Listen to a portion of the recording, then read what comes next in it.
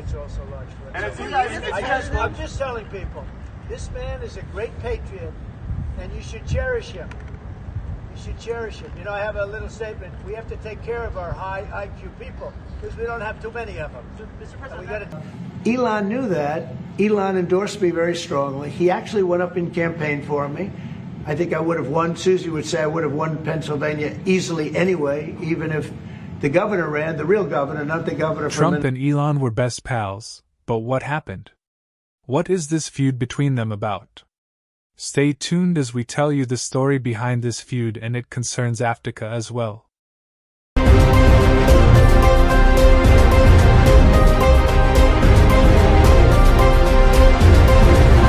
Africa Connect News is your #1 news. We use credible sources, official statements, and verified online content for educational, analytical, and informational use. Accuracy is not guaranteed. Viewers should verify independently. We do not promote hate, violence, misinformation, or political unrest. Our aim is to offer context-rich insights, amplify local voices, and support informed dialogue in Africa and beyond. Viewer discretion advised. He wanted, and rightfully, you know, he recommended somebody from that he, I guess, knew very well. I'm sure he respected him, but to run NASA, and I didn't think it was appropriate. And he happened to be a Democrat, like totally Democrat. And I say, you know, look, we won. We get certain privileges, and one of the privileges, we don't have to appoint a Democrat. NASA is very important. We have great people. General Kane is going to be picking somebody with our, we'll be checking him out, seeing, but he wanted that person, a certain person, and we said no.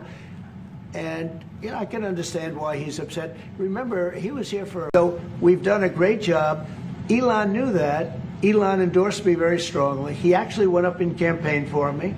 I think I would have won. Susie would say I would have won Pennsylvania easily anyway, even if the governor ran, the real governor, not the governor from Minnesota, who's, I mean, he's a sick puppy, that guy. That poor guy, I feel sorry for him. But they made a bad choice with him. But if you pick Shapiro or anybody else, I spoke to him recently about his, you know, his house being set on fire, which was terrible. But if they picked him, I would have won Pennsylvania. I won it by a lot. But I'm very disappointed because Elon knew the inner workings of this bill better than almost anybody sitting here, better than you people. He knew everything about it. He had no problem with it. All of a sudden he had a problem, and he only developed the problem when he found out that we're going to have to cut the EV mandate, because that's billions and billions of dollars, and it really is unfair. We want to have cars of all types. Electric, we want to have electric, but we want to have a gasoline, combustion. We want to have different. We want to have hybrids. We want to have all. We want to be able to sell everything.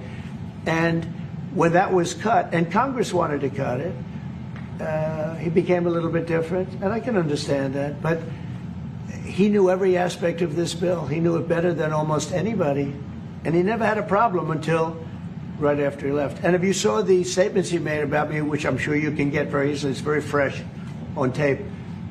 He said the most beautiful things about me. And he hasn't said bad about me personally, but I'm sure that'll be next. But I'm very disappointed in Elon. I've helped Elon a lot. Mr. President, did he, I just want to clarify, did he raise any of these concerns with you privately before he raised them publicly? And this is the guy you put in charge of cutting spending. Should people not take him seriously about spending now? Are you saying this is all sour grapes? No, he worked hard, and he did a good job. And I'll be honest, I think he misses the place. I think he got out there, and all of a sudden he wasn't in this beautiful Oval Office, and he's got nice offices too. But there's something about this one. I was telling the Chancellor, this is where it is. People come in here, even from Germany. They come in and they walk into the Oval Office, and it's just a special place. It's, you know, World War I, it started and it ended here, and World War II, and so many other things. Everything big comes right from this beautiful space. It's now much more beautiful than it was 6 months ago. A lot of good things are happening in this room. And I'll tell you, he's not the first. People leave my administration and they love us. And then at some point they miss it so badly. And some of them embrace it and some of them actually become hostile. I don't know what it is. It's sort of Trump derangement syndrome, I guess they call it. But we have it with others too. They leave and they wake up in the morning and the glamour's gone, the whole world is different, and they become hostile. I don't know what it is. Someday you'll write a book about it and you'll let us know. Yeah. Mr. President, speaking of ending wars. Billionaire entrepreneur Elon Musk and former U.S. President Donald Trump have found themselves embroiled in a public spat, marked by sharp exchanges on social media and political statements. While it may appear to be just another headline-grabbing drama in Western politics, experts warn that this feud could have ripple effects that reach all the way to Africa. Our correspondents have been tracking this story, and here's what you need to know. Let's start with the key players. Elon Musk, CEO of Tesla and SpaceX, and owner of X, the social media platform formerly known as Twitter, has become an influential voice in global technology and commerce. On the other side is Donald Trump, the former U.S. president and current Republican presidential candidate, known for his combative style and unpredictable policies. The feud between Musk and Trump reportedly reignited after Musk criticized Trump's leadership style and expressed concerns about his possible re-election. Trump, never one to shy away from a fight, hit back with personal jabs, calling Musk a spoiled billionaire and accusing him of playing both sides in politics. While the feud might seem like typical American political drama, its consequences could extend far beyond the U.S., especially here in Africa. First, let's talk about technology infrastructure. Elon Musk's Starlink project, under his company SpaceX, has been rapidly expanding its satellite internet services across the African continent. Countries like Nigeria, Kenya, Mozambique, and Rwanda are already signing up for Starlink's promise of affordable, high-speed internet, potentially bridging the digital divide for millions of Africans.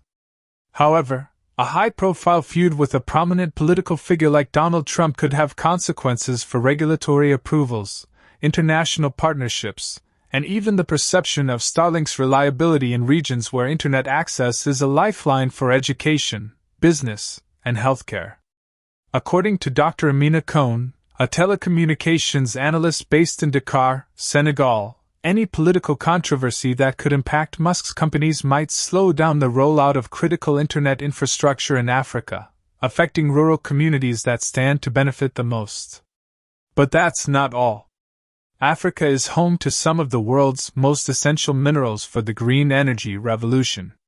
Countries like the Democratic Republic of Congo and Zimbabwe hold significant deposits of cobalt and lithium, crucial for electric vehicle batteries, a core part of Tesla's business model. If Musk's feud with Trump leads to political uncertainty or trade tensions, analysts say it could disrupt supply chains and impact mineral prices, either driving them up or creating market instability that could affect African economies dependent on mining revenues. Professor Thabo Ndlovu, an economist at the University of Johannesburg, explains, if Elon Musk faces political or regulatory challenges in the United States because of his feud with Trump, that could lead to shifts in demand for African minerals, affecting everything from export revenues to local jobs. There's also the broader political context to consider. Donald Trump's America First trade policies during his presidency had significant implications for Africa, including attempts to review trade agreements and impose tariffs on certain goods. If Trump returns to power, or even as his influence grows, experts say Africa's trade relationships with the United States could come under renewed scrutiny. That could complicate existing partnerships and potentially slow the flow of investment into African tech and infrastructure projects. In contrast, Elon Musk's business interests often position him as a champion of global innovation and connectivity, values that align with many African governments' efforts to build robust digital economies. But as their feud escalates, some observers worry that Africa might find itself caught in the crossfire, forced to navigate shifting allegiances and policy uncertainties that could affect its tech ambitions and economic growth. So, while the feud between Elon Musk and Donald Trump may seem like a battle of egos on the surface, its implications for Africa's technology infrastructure, critical mineral trade, and economic partnerships are anything but trivial. Here at Channel Name, we'll be following this story closely, bringing you the latest developments and expert analysis on how this global drama could shape Africa's future. Stay with us for more updates, and let's continue the conversation online. What do you think this feud means for Africa? I think it's also large for us. And it's you guys, I'm just telling people, this man is a great patriot, and you should cherish him. You should cherish him. You know, I have a little statement. We have to take care of our high IQ people because we don't have too many of them. Mr. President, And we got to take care of them. and as you guys look at the Social Security Administration.